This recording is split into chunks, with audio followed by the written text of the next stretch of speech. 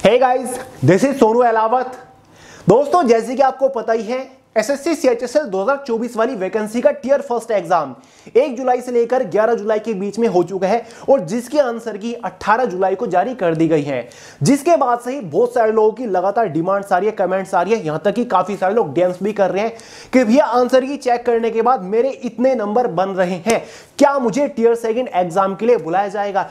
तो काफी सारे लोग एक्सपेक्टेड कट ऑफ की डिमांड कर रहे हैं कि कट ऑफ के बारे में बताइए ताकि हम टियर सेकंड एग्जाम के लिए तैयारी शुरू कर सके। क्योंकि दोस्तों, आंसर की आने के बाद से रिजल्ट आने तक के बीच का जो टाइम होता है ना, ये सबसे टफ टाइम होता है। माइंड के अंदर बहुत ज्यादा कंफ्यूजन रहता है, फ्रस्ट्रेशन होता है, एंजाइटी रहती है। काफी सारे लोगों के दिमाग में यही चलता रहता है कि यार मेरे इतने नंबर बन रहे हैं आंसर की चेक करने के बाद, क्या मुझे टियर सेकंड एग्जाम के लिए बुलाया जाएगा, क्या मुझे टियर सेकंड एग्जाम की तैयारी में लग जाना चाहिए, कट ऑफ कितनी जा सकते हैं, किस कैटेगरी से। सभी लोगों के अंदर ये जानने की क्यूरियोसिटी रहती है। क्या चिंता क्यों कर रहे हो?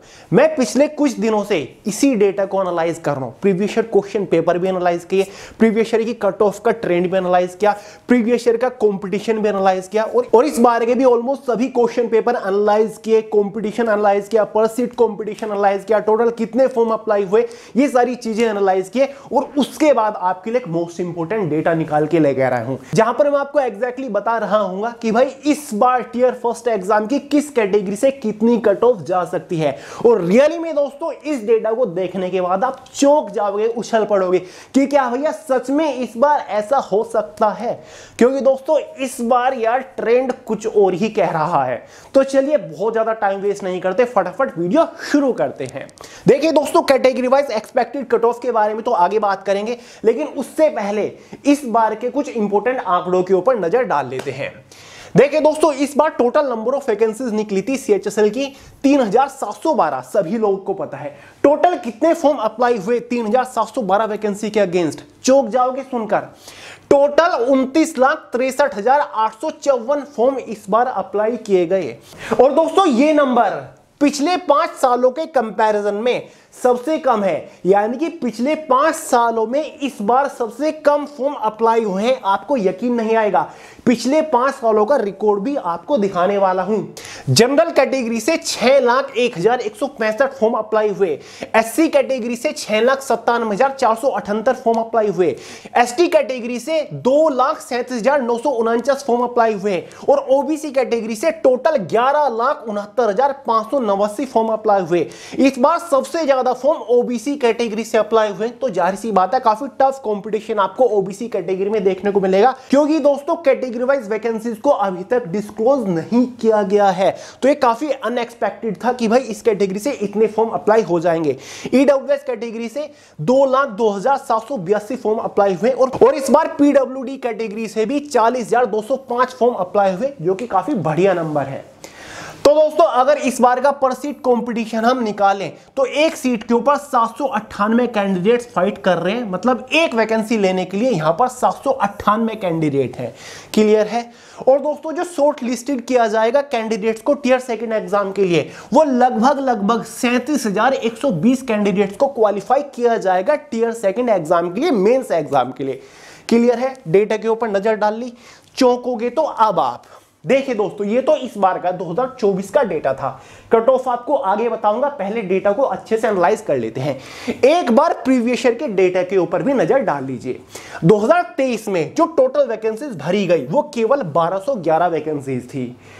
चौंकोगे अब। 1211 वैकेंसी के अगेंस्ट टोटल 32,17,442 फॉर्म अप्लाई हुए थे। यानी कि पिछले साल पर सीट कंपटीशन 2,656 कैंडिडेट्स का था। पिछले साल एक सीट के लिए, एक वैकेंसी के लिए 2,656 कैंडिडेट्स फाइट कर रहे थे। यानी कि इस बार लगभग 3-3.5 लाख फॉर्म कम अप्लाई हुए पिछले साल की कंपैरिजन से।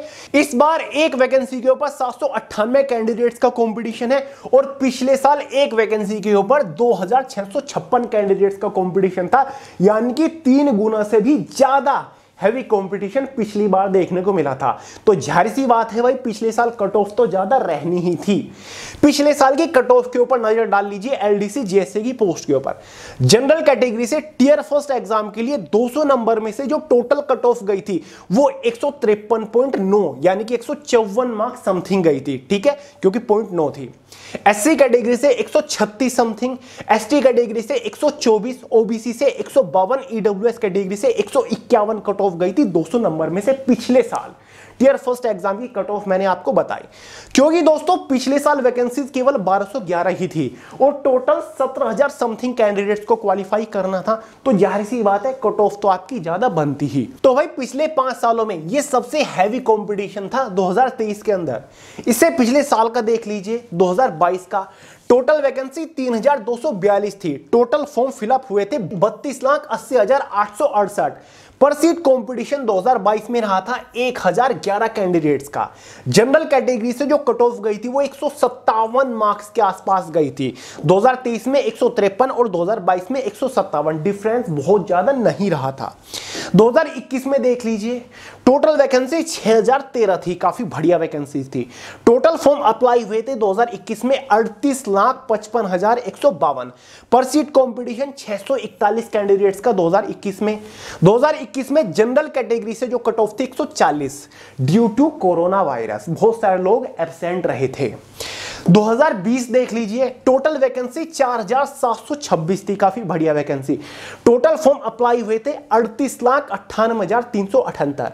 पर सीट कंपटीशन था 824 कैंडिडेट, खाली 824। कट ऑफ क्या गई थी 141 जनरल कैटेगरी की। 2020-2021 की कट ऑफ सबसे कम रही थी पिछले 5 सालों में, क्योंकि कोविड-19 था।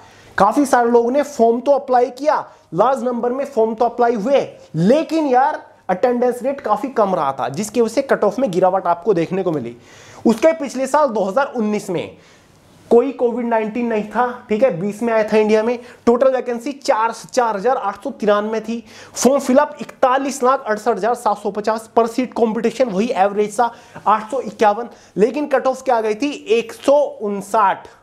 159, ऑलमोस्ट 160, ठीक है। एससी कैटेगरी की 136 कट ऑफ थी 2019 में, काफी हाई कट ऑफ। पिछले 5 सालों में सबसे ज्यादा कट ऑफ गई 2019 में, ठीक है। पिछले 5 सालों में सबसे ज्यादा फॉर्म कहां पर अप्लाई हुए 2019 में। पिछले 5 सालों में जो सबसे हैवी कंपटीशन रहा 2023 में एक सीट के ऊपर, ठीक है, और सबसे कम वैकेंसीज भी 2023 में ही रही थी। क्लियर है।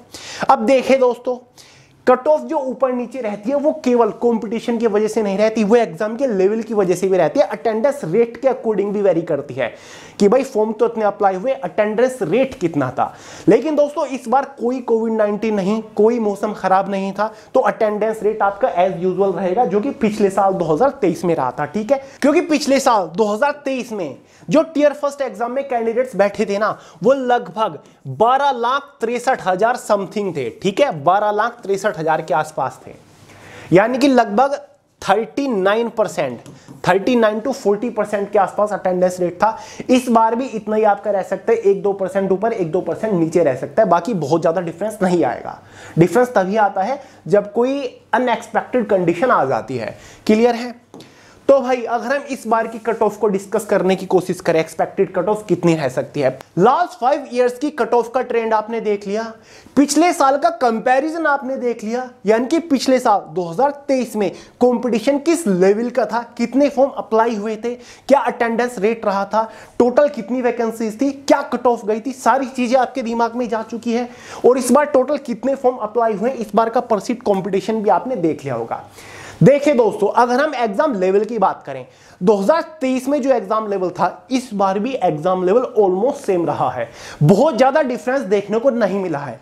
जो पिछले साल था सेम इस बार भी ऐसा ही था, जो लेवल था सेम उतना ही है, ना बहुत ज्यादा टफ इस बार पिछले साल के कंपैरिजन में, ना बहुत ज्यादा इजी एग्जाम था, वही था आपका मॉडरेट टू टफ हम इसको कह सकते हैं। कुछ सिर्फ आपकी थोड़ी बहुत ऊपर नीचे थी, वो मैं आपको बता दूंगा कैसे कैसे रहा था, ठीक है। तो बहुत ज्यादा डिफरेंस आपको देखने को नहीं मिलेगा। जाएगा। तो भाई एग्जाम का लेवल कट ऑफ के ऊपर इफेक्ट नहीं डालेगा इस बार, क्योंकि एग्जाम का लेवल ऑलमोस्ट वही था, टीसीएस ने लिया था पिछले साल भी, इस बार भी टीसीएस ने लिया।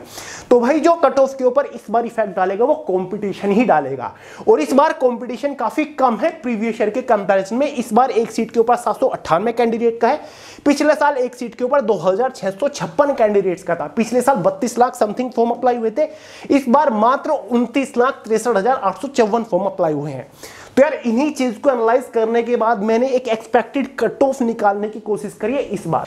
ये देखिए दोस्तों, ये मैंने आपके लिए 2024 टियर फर्स्ट एग्जाम की एक्सपेक्टेड कट ऑफ प्रिडिक्ट करने की कोशिश करी है। ये जस्ट एक्सपेक्टेड कट ऑफ है दोस्तों। देखिए दोस्तों, ऐसे किसी भी एग्जाम की कट ऑफ को प्रिडिक्ट कर पाना ऑलमोस्ट इम्पॉसिबल है, लेकिन फिर भी मैंने आपको जस्ट एक आइडिया देने के लिए इसको एनालाइज करने की कोशिश करी है। देखिए दोस्तों, एक category wise expected cut off बताने की आपको कोशिश कर रहा हूं आफ्टर नॉर्मलाइजेशन।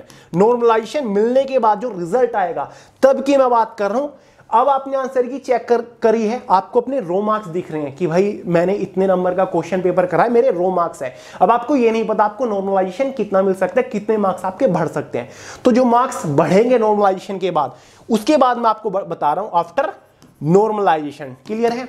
तो देखिए दोस्तों, अकॉर्डिंग टू माय एनालिसिस इस बार जनरल कैटेगरी की जो कट ऑफ रह सकती है वो लगभग 145 मार्क्स के आसपास रहने की उम्मीद है।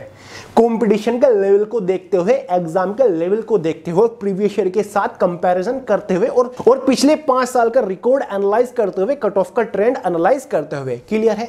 देखिए दोस्तों, ये एग्जैक्ट मैं आपको नहीं बता रहा हूं, इसमें प्लस माइनस कुछ ना कुछ रहेगा, वही आपका 4-5 नंबर प्लस माइनस हो सकता है। ठीक है, ये जस्ट मैं आपको एक्सपेक्टेड कट ऑफ बता रहा हूं, इसके आसपास रहेगी आफ्टर नॉर्मलाइजेशन। वहीं पर एससी कैटेगरी की 125 नंबर के आसपास रहने की उम्मीद है, एसटी कैटेगरी की 112 नंबर के आसपास रहने की उम्मीद है, ओबीसी कैटेगरी की 145 नंबर के आसपास रहने की उम्मीद है। 1-2 नंबर ऊपर भी जा सकता है, क्योंकि भाई टोटल फॉर्म अराउंड 11 लाख के आसपास अप्लाई हुए हैं। ईडब्ल्यूएस कैटेगरी की 140 नंबर के आसपास रहने की उम्मीद है। वहीं पर एक्स सर्विसमैन की 95 मार्क्स के आसपास रहने की उम्मीद है। पीडब्ल्यूबीडी कैटेगरी की 105 नंबर के आसपास रहने की उम्मीद है आफ्टर नॉर्मलाइजेशन। अगर हम रो मार्क्स की बात करें तो यहां पर कुछ शिफ्ट आपकी काफी टफ इस बार देखने को मिली। जो टफेस्ट शिफ्ट रही उनमें आपको, अगर आपको ये पता है कि हां आपने काफी सारे क्वेश्चन पेपर को एनालाइज किया, आपको लगता है कि हां मेरी शिफ्ट काफी टफ थी, या फिर किसी टीचर ने एनालाइज करके आपको बताया है, तो वहां पर आपको लगभग 13 या फिर 14 मार्क्स नॉर्मलाइजेशन के मिल जाएंगे, 13 से 14 मार्क्स।